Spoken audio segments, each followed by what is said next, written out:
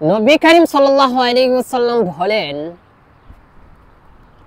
আমি জান্নাতের মধ্যে প্রবেশ করে দেখলাম বেশিরভাগ গরিব মিসকিন জান্নাতের মধ্যে। আসসালামু আলাইকুম ওয়া রাহমাতুল্লাহি ওয়া বারাকাতুহু। প্রিয় বন্ধুগণ, আপনারা কেমন আছেন? আশা করি সবাই ভালো আছেন। আলহামদুলিল্লাহ, আমিও ভালো আছি আপনাদের দোয়ায়। আমি আপনাদের সামনে আজকে অল্প সময় গুরুত্বপূর্ণ কিছু আলোচনা করব।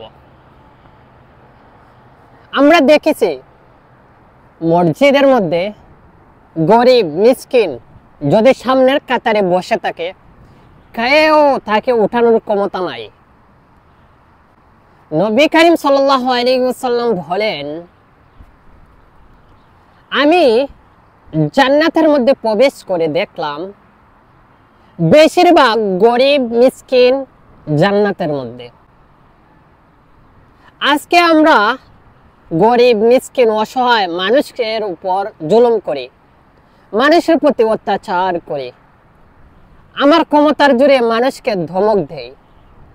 আজ আমার কিছু ক্ষমতার জোরে গরিবের পাশে আমি জুলুম করি, এটাই বাস্তব। আমার কিছু টাকা পয়সা আছে, এর জন্য গরিবকে আমি ভালোবাসি না, গরিবের প্রতি আমি জুলুম করি। আমি তাদেরকে বলতে চাই, আল্লাহ রাব্বুল আলামিন তোমাকে আজকে ধনী বানাইছেন, কথাটি শুনবেন। আল্লাহ রাব্বুল আলামিন তাকে আজ গরিব রাখছেন, এই জন্য গরিবের প্রতি তুমি জুলুম করো।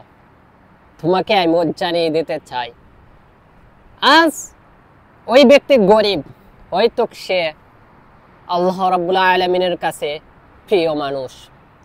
আজ তুমি আল্লাহর প্রিয় মানুষটাকে কষ্ট দিয়েছ, এটি বাস্তব। আজ আমরা মানুষ এত নিচে নামছি, পশুর মতন মানুষের সাথে ব্যবহার করি। ও প্রিয় ভাইরা, গরিব আমাদের ভাই, আল মুসলিমুল আখুল মুসলিম, মুসলমান ভাই ভাই। এই জন্য গরিবের প্রতি জুলুম করবেন না, গরিবকে ভালোবাসেন। আল্লাহ রাব্বুল আলামিন গরিবকে 500 বছর আগে জান্নাত ঢুকাবেন। আজ তুমি গরিবের প্রতি জুলুম করো, মনে রাখিও গরিব একদিন ধনী হতে পারে, ধনী একদিন গরিব হতে পারে। আল্লাহ লীলা খেলা কেউ বুঝে না, এর জন্য কখনো গরিবের প্রতি জুলুম করবেন না। আমি দোয়া করি আল্লাহ রাব্বুল আলামিন যেন সবাইকে বুঝার তৌফিক দান করেন। আল্লাহ রাব্বুল আলামিন যেন আমাদেরকে বুঝার তৌফিক দান করেন। আসসালামু আলাইকুম ওয়া রাহমাতুল্লাহ।